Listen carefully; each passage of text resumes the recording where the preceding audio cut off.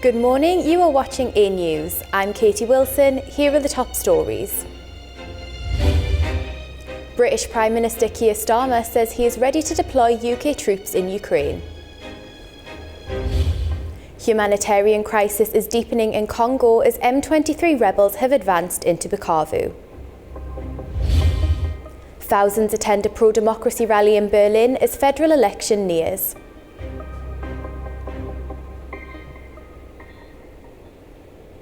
UK troops could be sent to Ukraine as a peacekeeping force. That's according to British Prime Minister Sir Keir Starmer. His remarks come as world leaders prepare for high-stakes talks on ending the conflict. Nobody wants the conflict to continue. British Prime Minister Keir Starmer says he is prepared to send UK troops to Ukraine as part of a post-war peacekeeping mission. His comments come as talks aimed at ending the conflict are set to begin this week. Writing in the Daily Telegraph, Starmer said he did not take the decision to put British servicemen and women in harm's way lightly, but stressed that securing a lasting peace was crucial to deterring further aggression from Russian President Vladimir Putin. Meanwhile, U.S. Secretary of State Marco Rubio said any real negotiations to end Moscow's war would involve Ukraine and Europe. He described this week's U.S.-Russia talks as a chance to gauge Putin's seriousness about peace. European leaders are also preparing for key discussions in Paris, where Starmer is expected to join German Chancellor Olaf Scholz, Polish Prime Minister Donald Tusk, NATO Secretary-General Mark Rutte, and Italian Prime Minister Giorgia Meloni.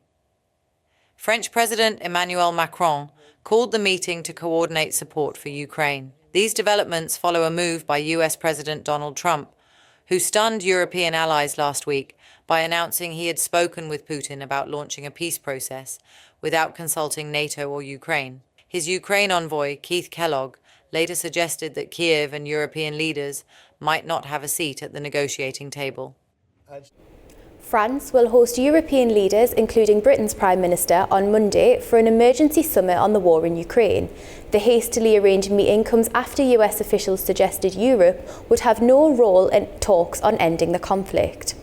Leaders from Germany, Poland, Italy, as well as NATO Secretary-General Mark Rutte, Ursula von der Leyen and Antonio Costa from the European Union are expected to be at the summit.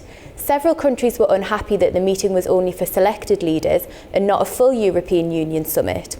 The French presidency sought to pacify these concerns, saying Monday's meetings could lead to talks in other formats. US President Donald Trump said that he expects to meet Russian President Vladimir Putin very soon to discuss ending the war in Ukraine. Trump told reporters that he is actively working towards peace and believes that both Putin and Ukrainian President Volodymyr Zelensky are willing to end the conflict. Trump also mentioned that Zelensky will be involved in peace talks. His remarks come ahead of planned preliminary talks between the United States and Russia in Saudi Arabia in the coming days. We spoke long and hard. Moscow says it's open to a visit from US President Donald Trump at any time. That's according to the Kremlin spokesman. Dmitry Peskov says a visit to Russia could be whenever a mutual agreement is reached. He added that Washington could quickly lift personal sanctions on Russian officials. He also praised Wednesday's phone call between Putin and Trump as a strong signal of a commitment to resolve problems through dialogue and talk about peace. US Secretary of State Marco Rubio met with Israeli Prime Minister Benjamin Netanyahu and President Isaac Herzog in Jerusalem on Sunday, during his first visit to the Middle East as Secretary of State. With President Herzog, Rubio discussed expanding the Abraham Accords and bringing more embassies to Jerusalem, according to the Foreign Ministry. In his meeting with Netanyahu, the two focused on Iran's nuclear ambitions, the situation in Gaza, and the ongoing truce with Hamas.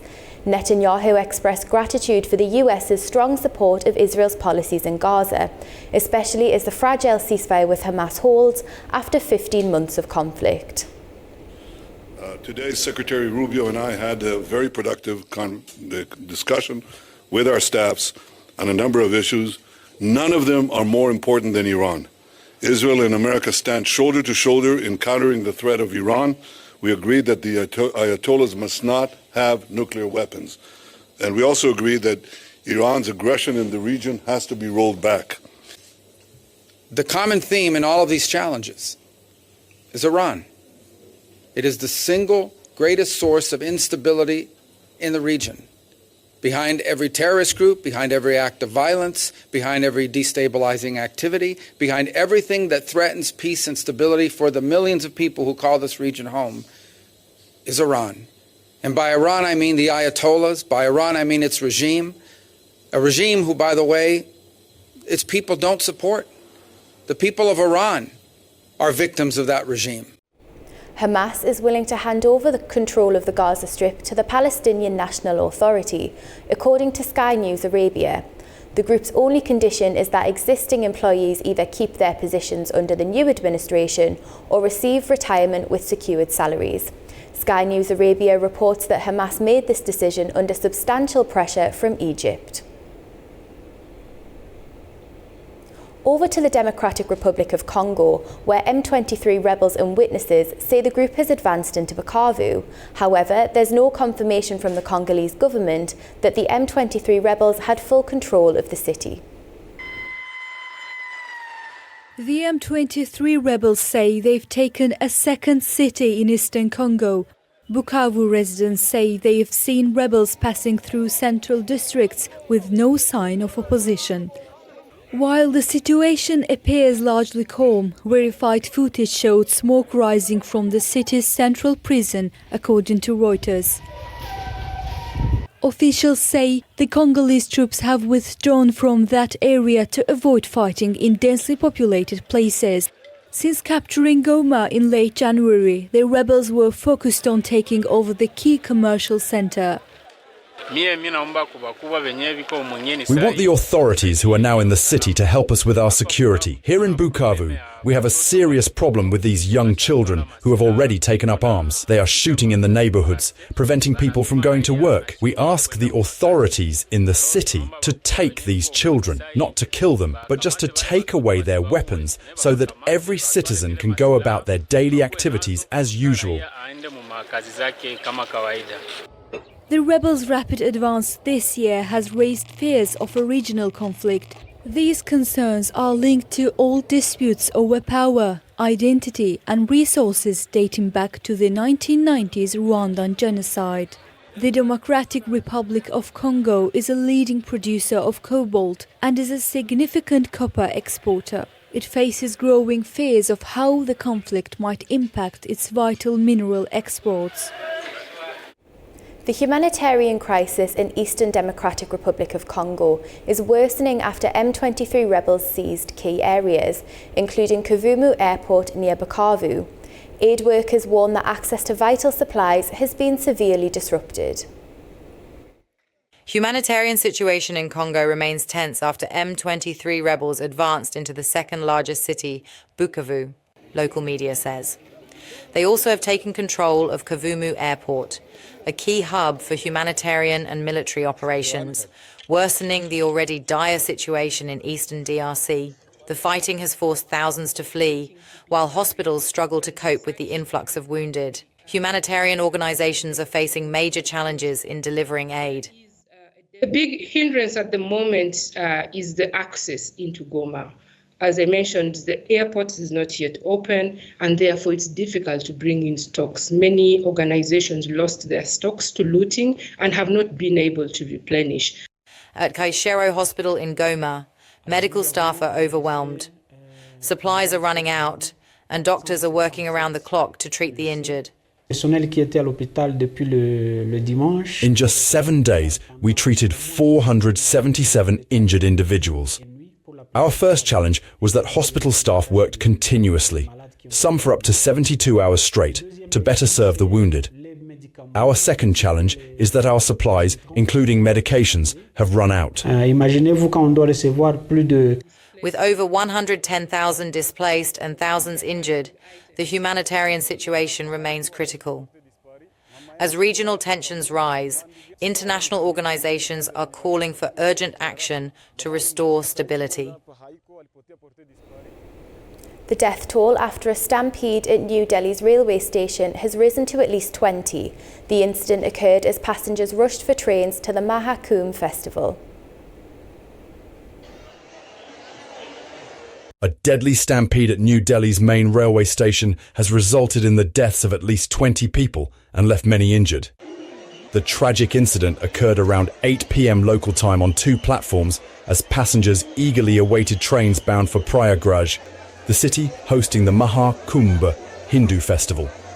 The death toll includes women and children, according to local media reports. The stampede occurred as passengers rushed to board 2 delayed trains, causing a surge of chaos that led to the fatal crush. There was a platform change announcement from platform number 12 to 16. The crowd on platform number 12 started rushing towards platform number 16, which was also crowded. This led to overcrowding and people were stuck. People started falling on the stairs and escalator. Then, all the porters ran to control the situation. We managed the crowd and rescued bodies from the rush. Then we helped shift the bodies into ambulances. We were on our way to Prayagraj to attend the festival. We were at platform number 16 near Ajmeri Gate. We were walking when it suddenly got crowded. We were moving forward amid the crowd. We were going downstairs to platform number 14 when the stampede broke out. The crowd started pushing and people were falling over us. My wife passed away on the spot.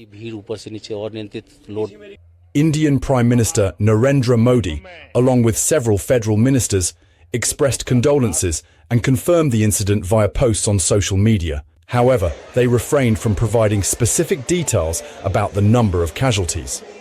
The stampede follows a similar tragic event in January, when a deadly crush occurred at the Kumbh festival in northern India, where millions had gathered to take part in religious rituals.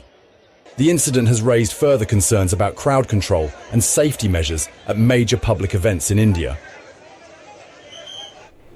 A stabbing attack in Villach, Austria left a teenager dead and several others injured. Authorities have arrested a 23-year-old Syrian asylum seeker in connection with the incident. A stabbing attack in Austria has left a 14-year-old boy dead and 5 others injured. The 23-year-old Syrian asylum seeker responsible for the attack has been arrested. Local police confirmed that the victims, aged between 14 and 36, include 2 who are in serious condition. The assault occurred on the main square near the Drow Bridge, where the attacker began randomly stabbing people with a folding knife. One witness, who saw the attack unfold, acted quickly and rammed the perpetrator with his vehicle. Austrian Interior Minister Gerhard Kahner later described the attack as having Islamist motives with links to ISIS. Es handelt sich hier um einen islamistischen Anschlag. This is an Islamist attack with Islamic State links. That is the status of the investigations so far.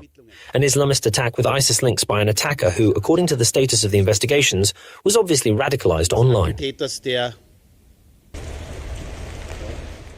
The assault comes just days after a similar incident in Munich, Germany, where an Afghan national drove into a crowd, injuring dozens and causing 2 fatalities. Austrian authorities are continuing to investigate the incident. Police are working to determine the full extent of the aggressor's motivations and connections to radical groups.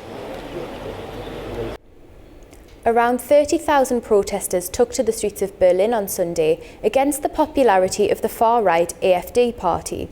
It's ahead of the general election this Sunday, and it's also after US Vice President J.D. Vance endorsed the party as a political partner at the weekend. Tens of thousands took to the streets of Berlin on Sunday to protest against the continued support for the far-right Alternative for Germany party. The demonstrations are ahead of the general election this Sunday. Organisers call for action against extremism, racism, anti-Semitism and social injustice, urging a strong defence of democratic values. They're encouraging everyone to vote. It's 5 minutes to midnight for all of us. Our democracy is under fierce attack, be it from smear campaigns, disinformation, fake news, trolls, or from enemies of democracy within political parties and the media. They do not just want to jeopardize our peaceful liberal coexistence, they want to destroy it. In a policy dubbed the firewall, parties have formed a consensus not to work with the AfD, which is under surveillance by the German Domestic Intelligence Service. My motivation is to preserve democracy. The firewall, the principle of non-cooperation with the AfD, must remain in place. We need to set an example against the far right and the political shift happening not just in Germany, but across Europe and the world. This demonstration shows that everyone is welcome, and my goal is to keep the firewall alive.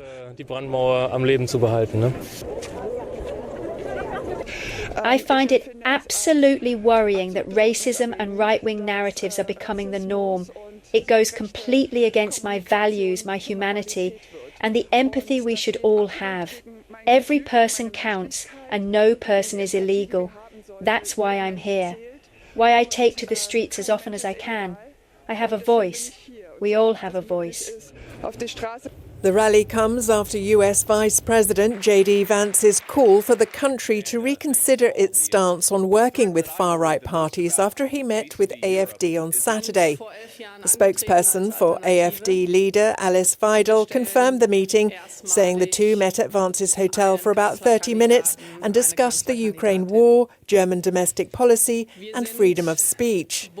The AfD has gained in the polls and is projected to achieve a record-breaking 20% of the vote.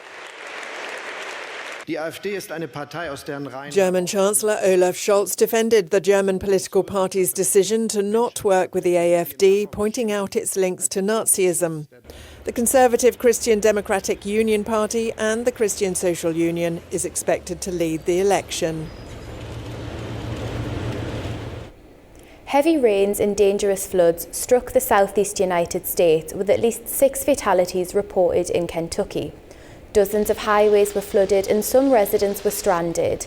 The Kentucky governor declared a state of emergency, whilst power outages have been reported in several states. More than 128,000 homes and businesses remain without power in Virginia alone. The Mexican army says it seized more than 4 tons of methamphetamines in the violence-ridden state of Sinaloa. Authorities say the drugs were confiscated from laboratories and warehouses.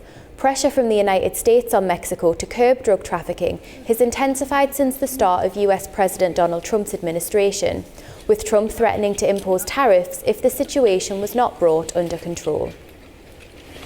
When we arrived, the staff fled. Here we saw a camp for about 15 or 20 people. We can notice that because of the number of cots, the amount of food they have, because people sleep here. They stay overnight and they are producing during the day and night. We secured a little over 4 tons of methamphetamines at the 3 locations you visited. We have put them at the disposal of the prosecutor's office. They are doing the corresponding procedures, analysis and chemical examinations. On the other hand, I want to add that in a lab such as the one behind you, we also secured 1,250 kilograms of methamphetamines.